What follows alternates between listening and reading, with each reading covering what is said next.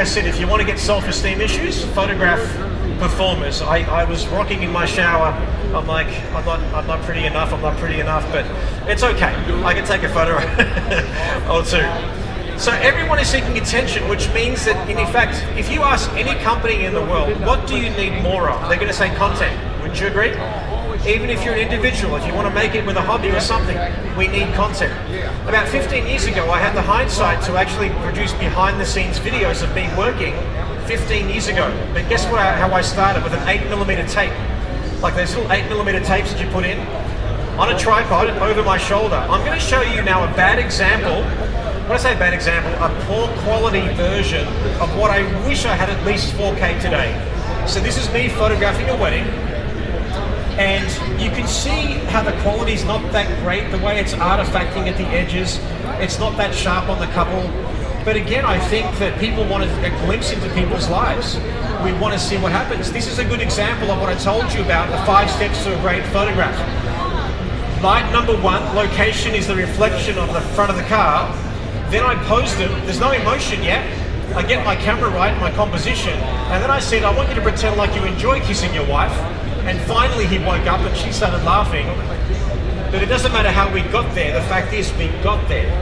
And that's what we need to know. And I'm just saying that what you do for a living, someone's interested in it.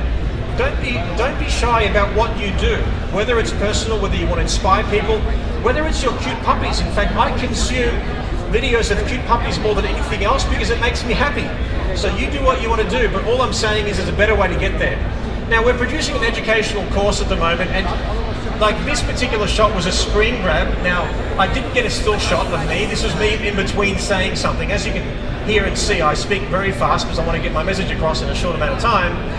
But this, what I'm trying to illustrate now to you is this. If I had one camera on me and this was shot in 8K, I can actually cut back in 4K. So now I have one camera and 2 things to cut to, and I can actually produce my video in 4K by just using one camera. 8K, what does that mean? Well, 8K, it means like it's 16 times greater than your HD quality.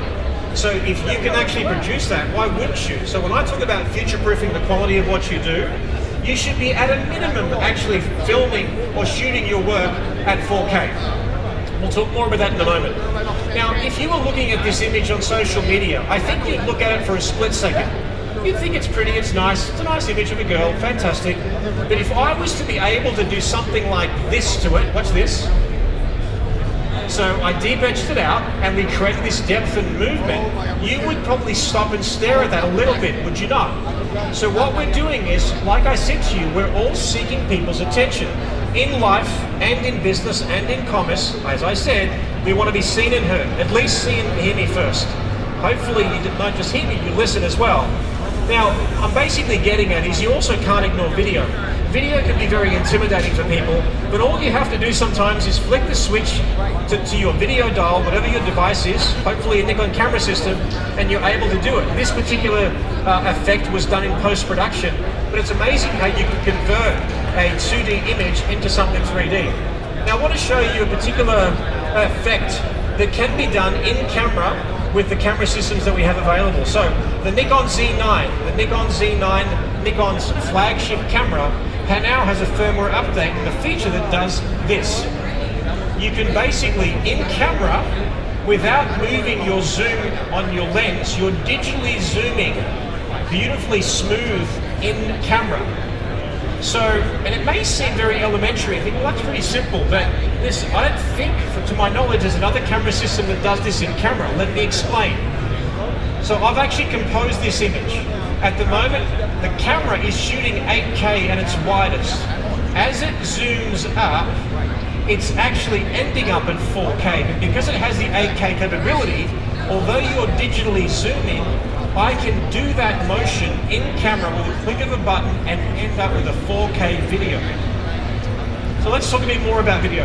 Okay, so over the last couple of years, I've expanded my palette in different ways, everything from a little documentary, everything from a photographic commercial for a country club, whether it's a pop-up video booth company, or even a wedding in Cabo.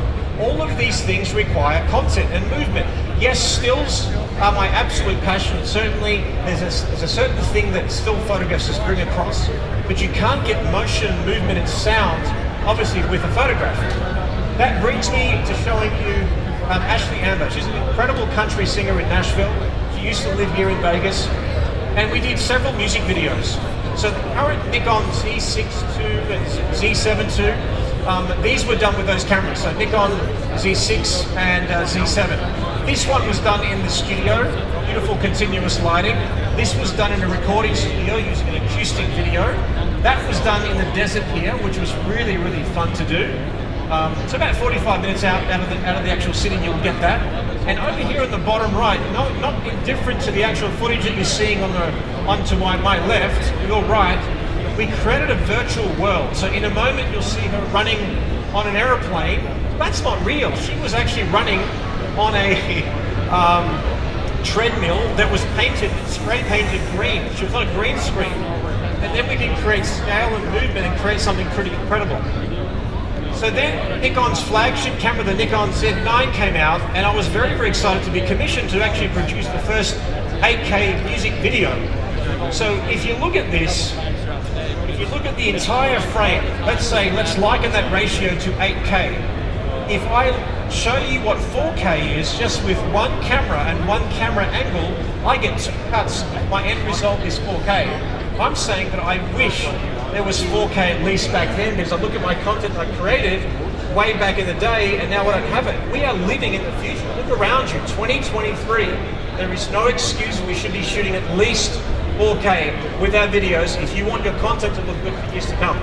Now let me show you a small section of this music video, and I want to talk about a different nuance of what the current camera system can do.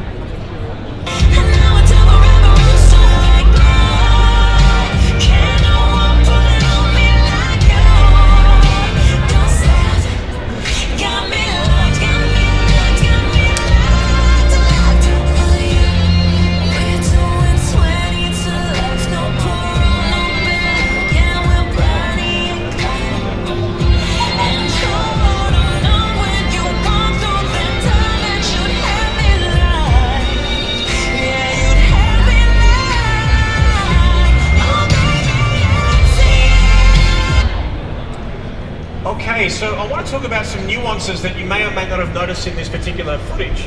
Now, the current crop of cameras, especially the Nikon Z9, has eye focus. What does that mean? It'll actually find an eye and focus on it. That little arrow says that with the press of a button, you can choose the other eye. So you can have multiple people choose a face that you want to focus on, and it'll continuously focus on that person. You would normally need a separate person. It's basically called a focus puller, where you're on a little bit of a monitor and you're using a knob and you're focusing forward and back on a movie or a traditional music video. I was deliberately trying to break the camera to see how far I could push it. In this case, we had her hands gesturing in front of her, but it kept focus. Here, we have very low contrast. Her eyes are also down, but even that little contrast in her eye, the camera picked it up and it focused the entire way.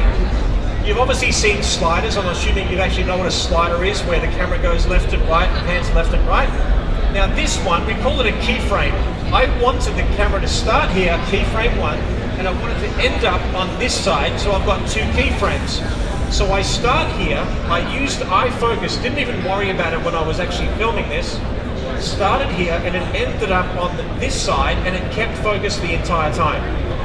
Also, when you're looking at something like this, okay, will the focus keep up?